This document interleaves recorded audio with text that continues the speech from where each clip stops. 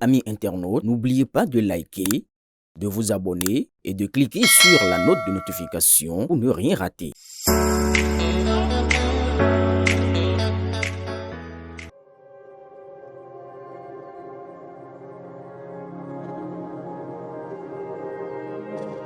Le Bénin se révèle. Après 10 ans de gouvernance du président Patrice Talon, le Bénin est en pleine effervescence. L'économie est florissante, les réformes portent leurs fruits et la gestion des finances publiques est saluée à l'échelle internationale. Ces succès ne sont pas le fruit du hasard, mais d'une vision audacieuse et d'investissements massifs pour l'avenir du pays.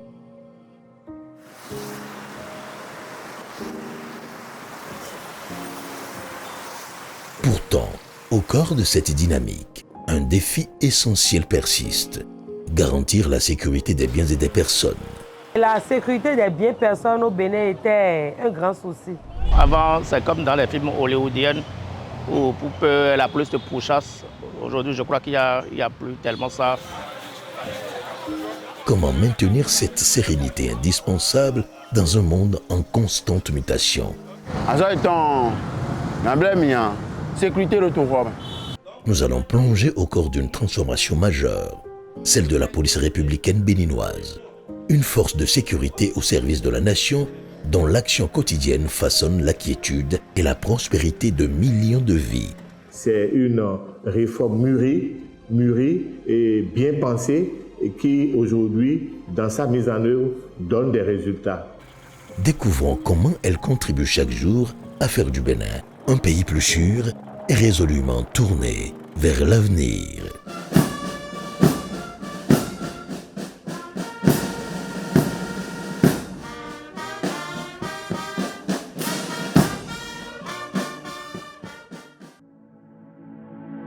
En 2016, au moment de l'avènement du gouvernement de la rupture, le Bénin était confronté à une réalité sécuritaire alarmante. Le grand banditisme sévissait. L'insécurité était palpable. Les forces de sécurité, la police nationale et la gendarmerie opéraient de manière distincte, créant parfois des lacunes, voire des bavures. Avant 2016, sincèrement et honnêtement, la sécurité, ça ne va pas. Ça ne va pas du tout. Maintenant, en 2016, l'insécurité est temps. Bon, il y a eu des bouddhas, à Joe Ougan, mais Ougan, il y a quelqu'un,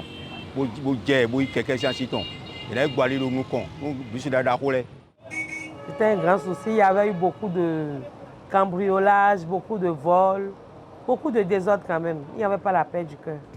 Pour assurer efficacement la sécurité des personnes et des biens, le gouvernement de la rupture a alors engagé une réforme majeure, la fusion de ces deux corps, la police nationale et la gendarmerie. Une idée que beaucoup pensaient irréalisable, craignant que ex-gendarmes et ex-policiers ne puissent travailler en synergie, tant une sorte de mauvaise concurrence régnait. Nous devons nous tenir par la main pour que, ensemble, nous réussissions ce défi qui nous est lancé non seulement par le président de la République, mais toute la nation entière. Qu'il vous souvienne qu'avant la fusion, il y avait une recrudescence relative des cas de braquage. La cybercriminalité montait et le terrorisme aussi s'annonçait.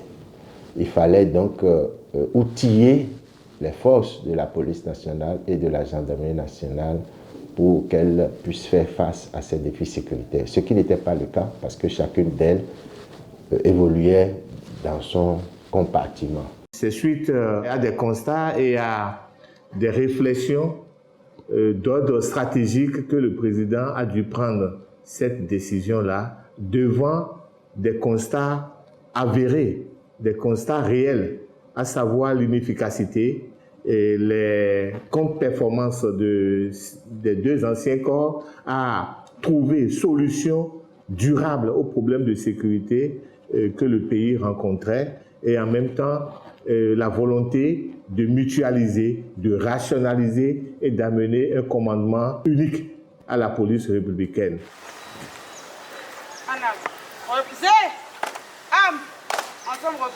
C'était la clé d'une réponse forte et cohérente face à des défis sécuritaires de plus en plus complexes.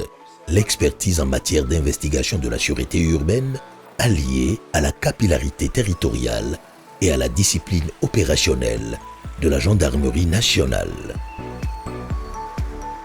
Cette réforme a rapproché nos rangs comme jamais. Certes, elle a posé des défis, mais elle a créé une vraie dynamique d'unité, de professionnalisme et de complémentarité. La cohésion et l'esprit d'équipe sont en constante consolidation. Et c'est vrai, cette réforme, aussi dynamique qu'elle soit, présente des défis, c'est vrai, mais c'est une réforme fondée sur l'unité et le professionnalisme, sans distinction aucune. Il y a une nette amélioration du taux de maillage territorial à l'ère de la fusion. Ça, c'est une avancée notable. Et la conséquence immédiate est que les délais d'intervention sont beaucoup plus bas. C'est-à-dire, aujourd'hui, si vous sollicitez la police républicaine, immédiatement elle intervient. Il y a des patrouilles qui circulent de jour et de nuit sur le corridor et dès que vous sollicitez la police républicaine, elle répond immédiatement. Deuxième avantage, lorsqu'on se réfère par exemple au problème d'insuffisance de moyens. Aujourd'hui, il n'y a plus deux entités qui assurent la sécurité pour que l'État soit obligé d'éclater le budget en deux. Alors, plus on a le budget ensemble colossal, mieux on atteint des objectifs. La création de la police républicaine, actée par la loi numéro 2017-41 du 29 décembre 2017, n'était pas qu'une simple addition, mais une véritable synergie. C'était un pari audacieux mais réfléchi, porté par une volonté politique forte de moderniser l'appareil sécuritaire de la nation béninoise. Nous avons davantage une couverture sécuritaire qui est adaptée aux défis actuels. D'une centaine de commissariats, d'une centaine de brigades de gendarmerie, nous sommes aujourd'hui à plus de 400 commissariats et services de police. La finalité, c'est d'ouvrir tous les 546 arrondissements. Aujourd'hui, nous dépassons déjà 400 et c'est une très bonne chose et ça va continuer dans sa mise en œuvre. Aujourd'hui, tous s'accordent pour reconnaître que cette réforme fut utile. Tant et même idée, nous avons changé de tour. Bon, par exemple, la radio est sur côté, et bon, mais quelqu'un merci, et roumelo, et sort numéro. Bon, on a bien, la sécurité est sur côté, et nous avons daloté. Nous avons des boys, soit nous sommes nous avons tour, mais bon, avant nous avons mais. Quand on les a mis ensemble, les choses ont changé où il n'y a plus guerre d'intérêt. L'objectif est désormais unique et tout le monde y travaille pour ça. Nous avons la paix du cœur par rapport au vol. On va à la maison, on dort bien parce qu'on sait que c'est sécurisé. Nos boutiques sont sécurisées. La police républicaine se montre de plus en plus efficace, devenant une police au service des populations. Mon sécurité est bonne à l'époque du temps pour. Mais moi, vous vivez bon le demain parce que du temps là, il y a de beaux nous mi ouais, il y a de beaux nous mi. Là, il y a des moyens, mais non de si. Quand les gens veulent traverser la voie, la police est là pour les aider. Et sur les routes, au niveau des feux tricolores, il y a la police qui est là, qui fait le travail correctement bien. Et que maintenant, là, on sent bien que la police est présente sur le terrain. Si tu veux passer sur la voie, tu sais,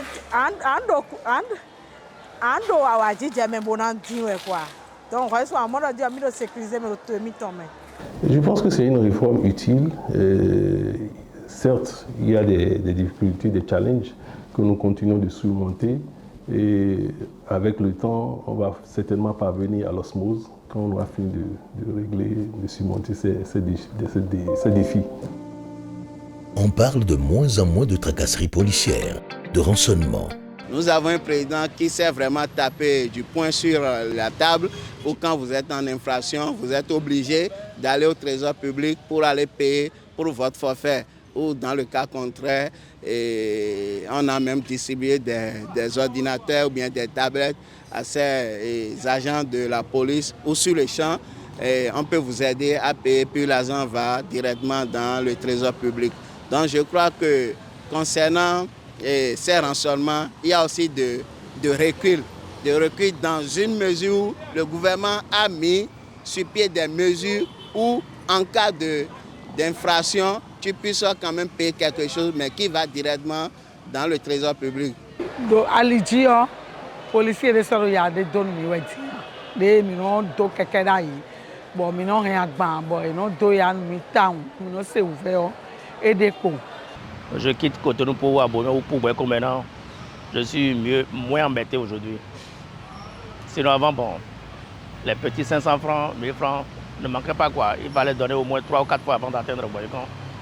On dit pas une seule fois. Mieux, on est agréablement surpris de voir nos policiers aider les automobilistes en panne. Une attitude qui n'existait pas avant.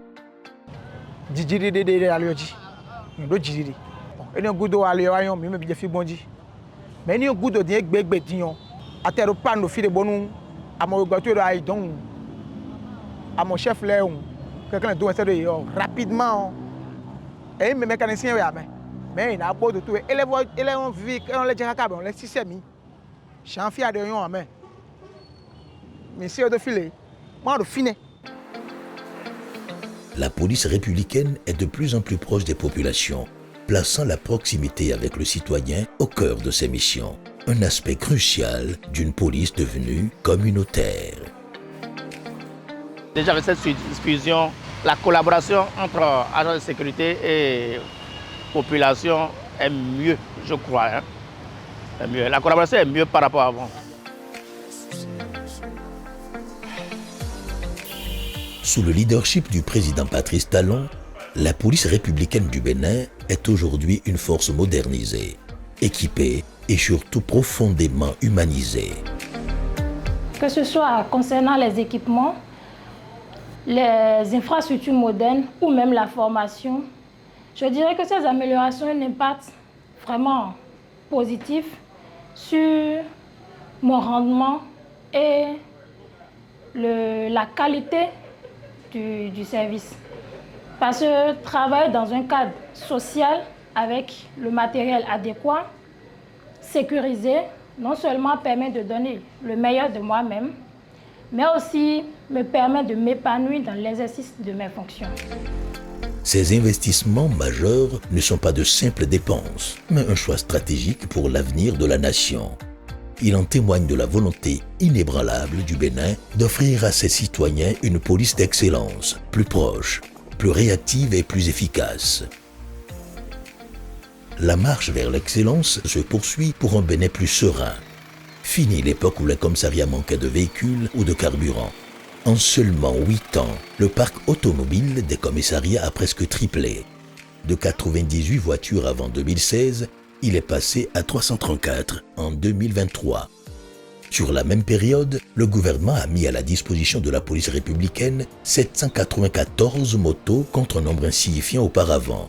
L'acquisition de centaines d'autovéhicules est prévue, ainsi que la construction de 155 commissariats pour les années à venir, afin que chaque arrondissement dispose à terme de son commissariat. Il y a plus d'acquisition de matériel au profit de ces flottes uniques. Et mieux, l'État a mis à la disposition des fonds additionnels. Qu'il vous souvienne que par le passé, il y a des véhicules de police qui ont eu une panne sèche lors des courses-poursuites, des malfrats. Aujourd'hui, ce n'est plus le cas. Sur nos corridors, il y a des véhicules de patrouille qui circulent 24 heures sur 24 parce que justement, l'État a mis en place les moyens qu'il faut. Aujourd'hui, les populations ne peuvent plus solliciter la police et la police va invoquer des problèmes de logistique pour ne pas intervenir. Les moyens sont là, la logistique est là. Il ne revient qu'aux policiers d'accroître également leur niveau de professionnalisme et c'est ce à quoi nous travaillons au jour le jour pour amener les policiers à savoir que le métier du policier est un métier de sacerdoce, c'est un métier de service public qui demande résolument à se mettre au service des populations pour lesquelles nous existons. Cet investissement massif a eu un effet immédiat, augmentant considérablement la capacité opérationnelle de nos forces de l'ordre.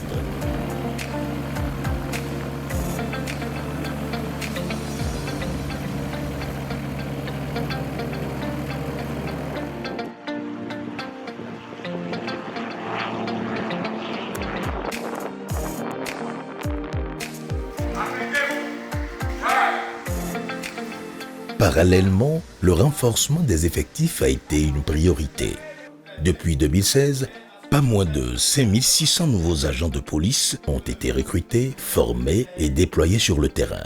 Telle que cette formation se présente de nos jours, présente beaucoup plus d'avantages que par le passé.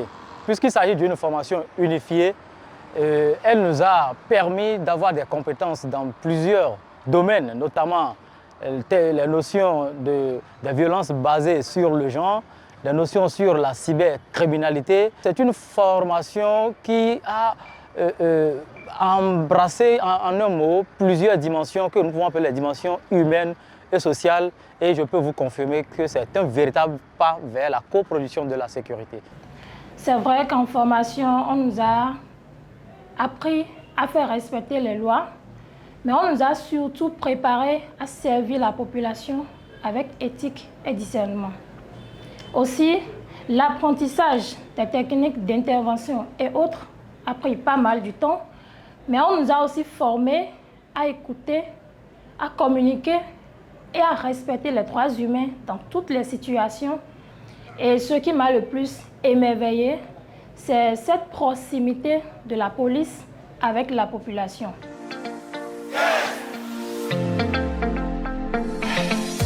Alors, ce qui a été fait, c'est de tirer et de capitaliser tout ce qui est bon en matière d'expertise militaire du côté de la gendarmerie et de tirer tout ce qui est bon en termes d'expertise policière du côté de la police nationale.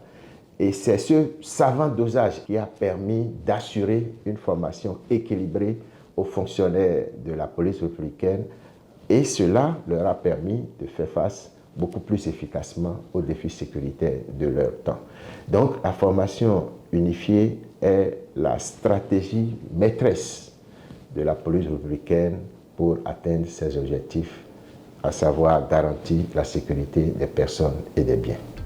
Les recrutements d'agents se poursuivent avec 2000 agents par an jusqu'en 2026, des milliers d'emplois créés et une sécurité renforcée dans nos villes et campagnes, avec une diminution drastique des braquages sanglants et des crimes crapuleux. Nous sommes les Français de la patrie, nous sommes les maîtres de nos ennemis.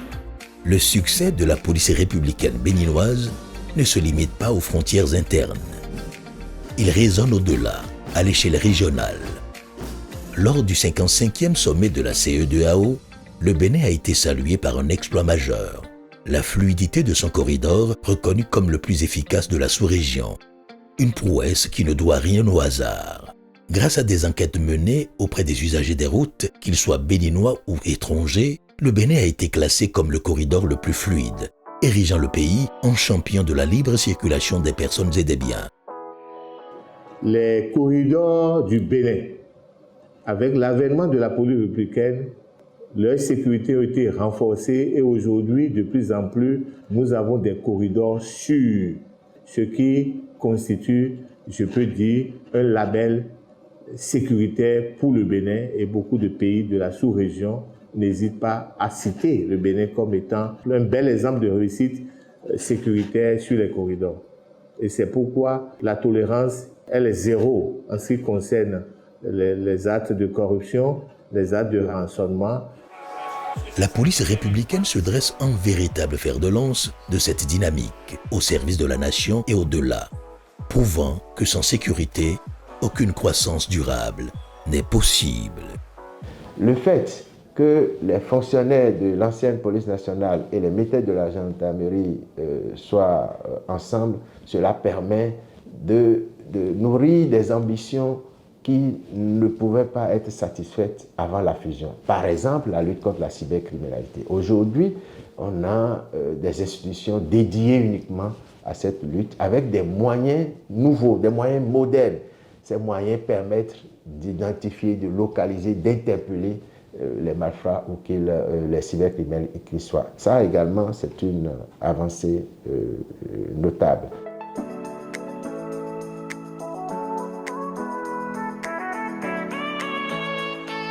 Le constat a été que la police, toute seule, pouvait avoir des angles morts dans sa lutte contre la cybercriminalité. Et cet angle mort se retrouvait au niveau de l'investigation numérique. Alors qu'à côté, il y avait un appui qui se faisait au sein de la CIN et de son laboratoire d'investigation numérique qui justement regroupait des experts, des techniciens qui eux étaient très bons et très à l'aise justement dans cette partie d'investigation du cyberespace. Donc il s'est agi de réunir ces deux entités, donc les policiers de la police judiciaire justement qui font les actions sur le terrain et qui maintiennent la chaîne judiciaire, de les mettre à côté vraiment avec les experts techniques civils afin de finalement créer une meilleure synergie d'action. La CIN, à travers son pôle sécurité numérique, intervient globalement tant dans le secteur privé que dans le secteur public. Nous sommes sollicités en général quand il y a des attaques informatiques, quand il y a des vulnérabilités qui peuvent être majeures ou de faible amplitude. Et nous avons des équipes qui sont formées pour intervenir, un peu comme des pompiers du numérique, pour aider à résoudre les problèmes et à revenir à l'état initial dans lequel les plateformes, les services ou les infrastructures numériques étaient auparavant. Mais nous ne sommes pas que des pompiers, nous intervenons également en amont pour prévenir, pour former, pour vulgariser. La sécurité d'une nation ne se limite pas à ses infrastructures internes ou à ses corridors économiques. Elle réside aussi dans la stabilité de ses frontières et la capacité à protéger ses citoyens face à l'imprévu. Le gouvernement du président Talon a choisi une approche novatrice, la gestion intégrée des espaces frontaliers. L'ABJF, l'Agence béninoise de gestion intégrée des espaces frontaliers, ne se contente pas de surveiller. Elle est la garante de la cohésion sociale. De 2016 à 2023, 13 nouveaux commissariats frontaliers ont été construits et une dizaine d'autres sont en cours, permettant un meilleur maillage sécuritaire et améliorant les conditions de vie et de travail de nos forces de sécurité dans les localités difficiles. C'est un offre de soulagement puisque aujourd'hui, l'ABJF ne se limite plus à la délimitation ou à la démarcation de nos frontières. Construire des infrastructures, ça rapproche les administrés de l'administration. Vous êtes présentement à Cabo, dans une construction militaire bien sécurisée. C'est une méga construction qui a été attribuée à la police par l'ABJF. Cette construction est constituée d'un bloc administratif, d'une salle de réflexion, d'une salle d'instruction, des dortoirs et également d'un bloc de latrines et de douches. Dans cette même logique, 125 infrastructures socio-communautaires, des modules de classe au forage ont été construites dans les zones frontalières, soit 150% de ceux qui existaient sur l'ensemble du territoire national en 2016. Parallèlement, en matière de protection civile, d'importants efforts ont été consentis. Une bonne trentaine de barques motorisées a été acquise pour les communes dotées d'embarcadères, contre seulement 3 qui existaient en tout en 2016. Plus de 10 nouveaux centres de secours ont été créés en 8 ans, complétant les 15 existants. Ces infrastructures ainsi que le matériel de transformation agricole fourni au groupement de femmes sont les symboles tangibles de l'engagement de l'État montré aux populations frontalières qu'elles sont au cœur des préoccupations du gouvernement. Avant, il n'y a rien ici. Il n'y a rien. On est dans la brousse comme ça. Mais depuis le temps que l'école a commencé, toutes les populations sont contentes. Tout ce qui est là maintenant, c'est pour vous remercier parce que le changement qu'il y a ici, c'est le changement de la joie. ABJF, on remercie beaucoup. Avant, nous souffrons d'eau. Cette fois-ci, c'est un peu mieux. L'électricité aussi, c'est un peu mieux. L'école aussi, c'est quelque chose qu'on tient à vous remercier beaucoup, puisque cela montre combien de fois vous luttez pour nous. Autorité ici intervient, Charlie parler. Grâce à des réformes audacieuses, à des investissements massifs et à la vision claire du président Patrice Talon, la police républicaine du Bénin est devenue un pilier essentiel de la sécurité nationale et un modèle pour la sous-région. Une institution en pleine mutation, résolument tournée vers l'avenir. Nous devons être fiers de cette réforme et dire que chaque policier, non seulement dire, travailler à ce que chaque policier puisse être engagé dans cette réforme pour qu'elle puisse donner les résultats escomptés. Héritière des Agodiers, je voudrais que la gente féminine rejoigne massivement la police républicaine afin qu'ensemble, nous puissions relever ce défi de sécurité publique. La libre circulation des biens et des personnes n'est plus un vœu pieux, mais une réalité contribuant directement à la dynamique économique du pays et au bilan impressionnant du régime de la rupture. Nous travaillons à ce que la vue du policier ne fasse plus peur, mais au contraire, que la présence de la police rassure. Et c'est pourquoi j'œuvre et j'engage tous les policiers à assurer une présence policière rassurante pour régler les problèmes. Et quand je parle de confiance à cultiver en la police, c'est les amener à s'associer à la police à travers notre approche police communautaire pour trouver solution durable aux problèmes sécuritaires et pour élever en même temps le niveau de sécurité du pays.